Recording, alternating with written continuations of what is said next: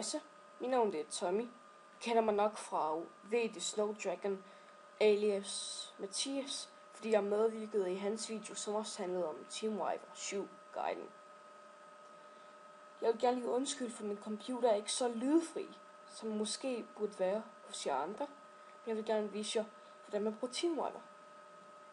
For det første, gå ind på deres hjemmeside og downloader Teamwiper 7. Det ser sådan her ud.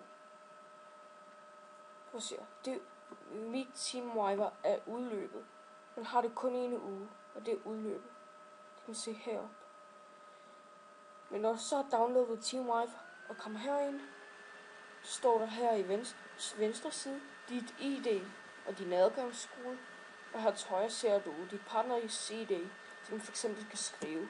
For eksempel hvis der er en af de andre venner, der har Teamwiper, skal du skrive hans ID, som der for eksempel er her. Så skal du skrive sådan her. Og så trykker du bare opret forbindelse til partner.